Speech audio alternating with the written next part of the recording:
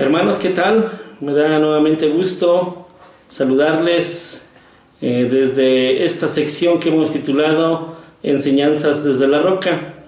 Y déjeme compartirle que uno de los propósitos por los cuales pensamos en compartir esta sección Enseñanzas desde la Roca, porque fue a partir de que comenzamos con una contingencia sanitaria debido al COVID-19, dado que el gobierno comenzó a restringir reuniones públicas, reuniones en cultos, en iglesias, mejor dicho. Comenzamos a pensar en que al estar aislados, al estar de alguna manera sin contacto tangible, digámoslo de esa manera, o relacional con las personas, estaba seguro de que íbamos a ser bombardeados con mucha información, a través de las redes sociales, con de verdad muchos mensajes, muchas noticias a través del internet, a través de la web. Entonces consideramos prudente, consideramos necesario que a través de la escritura y a través de los medios, de las redes sociales, de los medios tecnológicos, comenzáramos a compartir la palabra de Dios para los miembros de la Iglesia Bíblica en la Roca.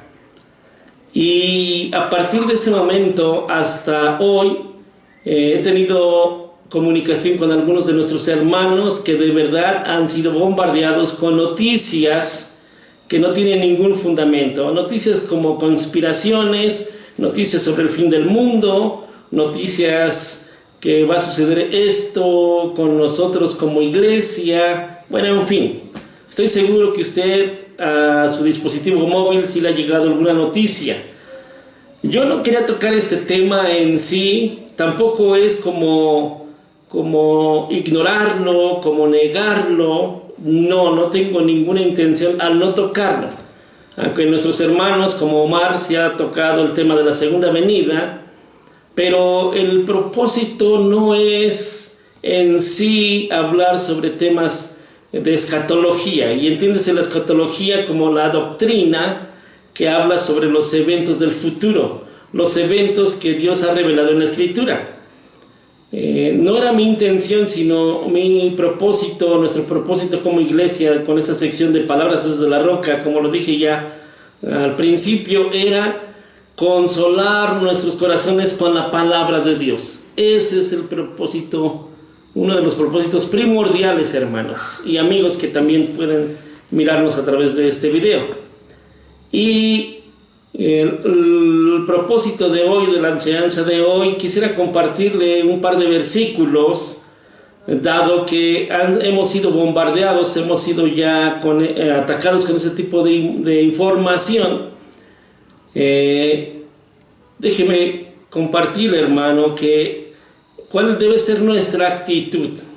No continuar compartiendo mensajes que hablen de la conspiración, del nuevo orden mundial, que del anticristo. Y estoy seguro, hermano, que yo he visto un par o tres hermanos por ahí que en el Facebook, en mensajes de WhatsApp, comienzan a compartir que el sello de la bestia, que el sello con la nueva vacuna, en fin. De verdad no hay ningún sustento. Lo único que la Escritura nos marca, nos dice, es que eso va a suceder sin lugar a dudas. El retorno de Jesús va a suceder sin lugar a dudas.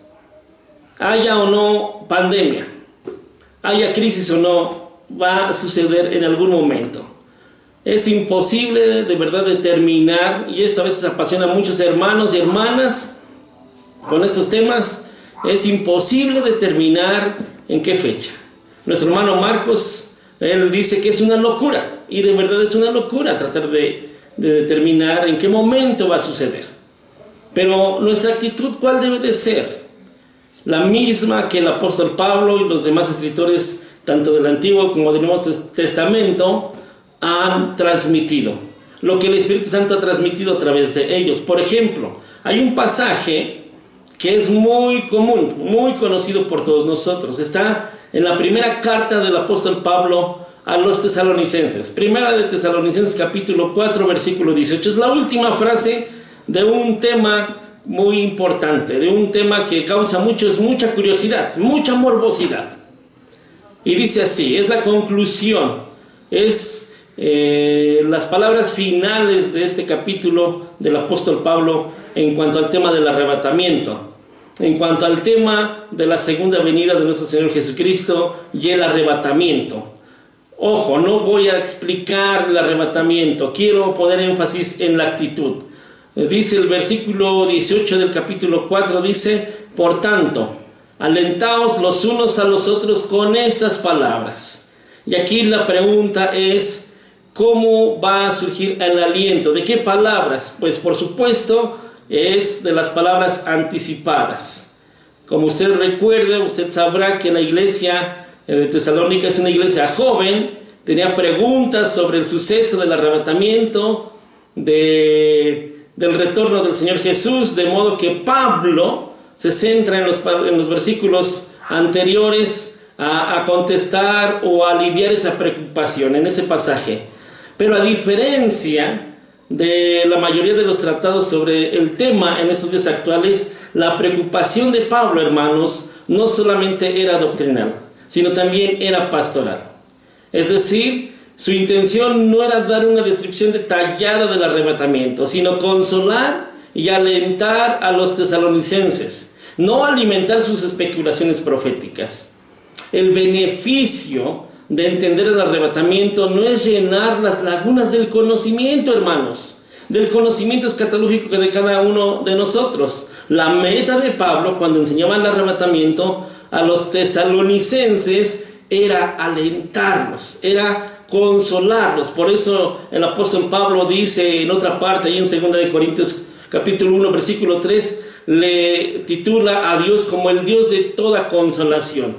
Y ese Dios de toda consolación concede a todos los creyentes el consuelo alentador de que Cristo regresará por nosotros, o en ese caso a los tesalonicenses, por ellos un día. En ese acontecimiento monumental resucitarán los muertos en Cristo, se reunirán con los santos vivos para experimentar la transformación completa o glorificación en cuerpo y alma, y siempre van a estar con Dios. Por lo tanto, no había necesidad de que los tesalonicenses se lamentaran o se afligieran por los otros creyentes que habían muerto.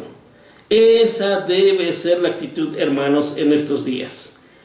Consolarnos. Y también lo que me llama la atención es que el apóstol Pablo usa una frase que dice, como aquellos que viven sin esperanza. ¿Y quiénes son aquellos que viven sin esperanza? Son aquellos que viven sin Cristo, ajenos de Dios, ajenos de la vida de Dios. En otra porción dice el apóstol Pablo de esa manera. Son aquellos que no experimentan una relación viva con Cristo. Aquellos que no tienen a Cristo en sus corazones, aunque lo conozcan de manera intelectual, pero no han experimentado el vivir o tener una unión espiritual con Él. Esos son. Y muchas veces de verdad es triste, hermanos, hermanas, amigos, amigas, estar en la vida cristiana y vivir como si no tuviéramos esperanza. Preocuparnos, alertarnos, la ansiedad nos invade.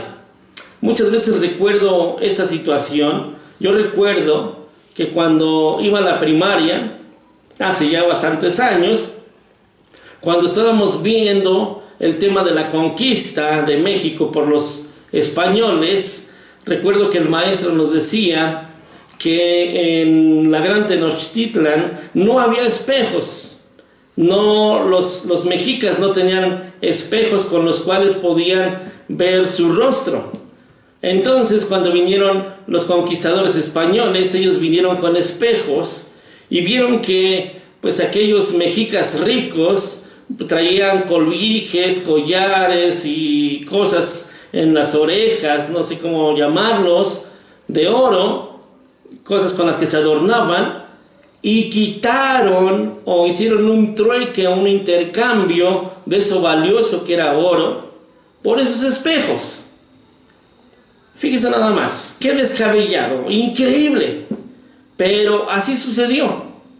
Y muchas veces yo creo, hermanos, que nosotros tenemos esto tan valioso que es la palabra de Dios, y viene el diablo, viene el mundo y nos cambia esto tan valioso, quita nuestro gozo de vivir en la palabra de Dios por ansiedad, por preocupaciones, por mensajes que solamente son mentira, que no tienen ningún fundamento. Eso realmente es triste, hermanos. Y por último, para añadir a esto, y tal vez va a decir, ¿eso qué tiene que ver? No, esto que es algo práctico. ¿Qué podemos hacer ante esta situación? Mi sugerencia es esta. Lo que nos dice el Evangelio según San Marcos en el capítulo 3, versículo 13, y quisiera explicarlo por un momentito. Dice aquí, el tema que está tratando es cuando el Señor Jesucristo designa a los 12 apóstoles.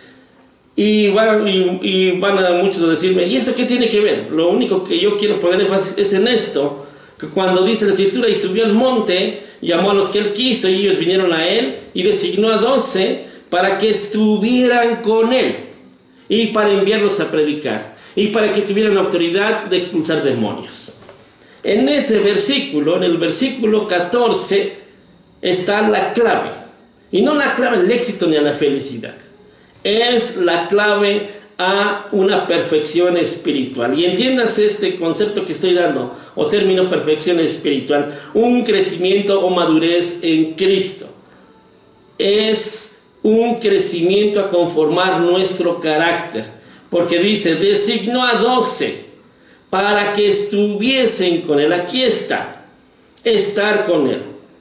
Déjeme comentarle que después de estar con él, los iba a enviar a predicar.